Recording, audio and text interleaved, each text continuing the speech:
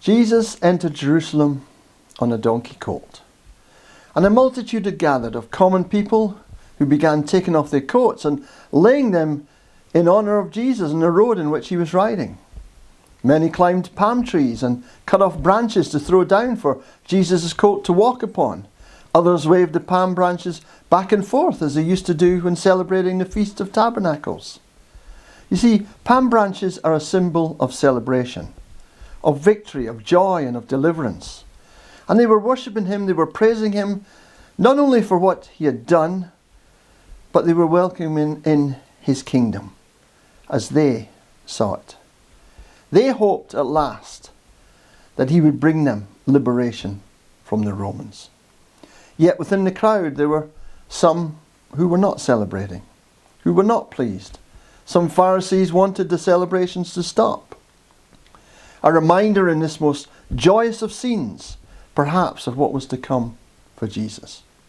The Passover crowd was celebrating and praising Jesus. Yet, in complete contrast, they failed to notice what the king was going through. Luke 19:41 tells us, as he approached Jerusalem and saw the city, he wept over it. So why was Jesus weeping? He was not weeping for himself, over the cross that awaited him, but over the fate of the nation, the judgment that was to come.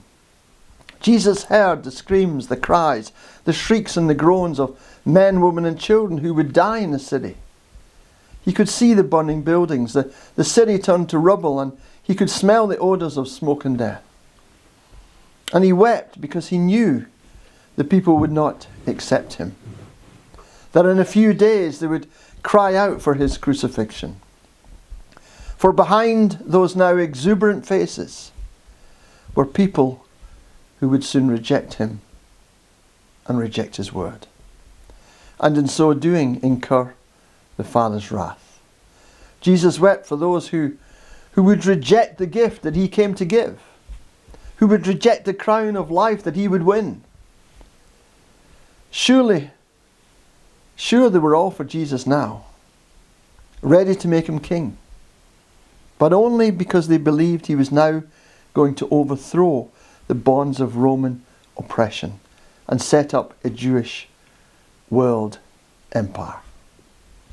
They believed Jesus was following their plan, and so they loved him. But Jesus knew that their roots were shallow and their devotion temporary, and everything would change in just a few days' time. Yet Jesus wept for them as he saw those same faces shouting just a few days later, "Crucify him, crucify him, crucify Jesus." Jesus wept, not for himself, but out of love for the people.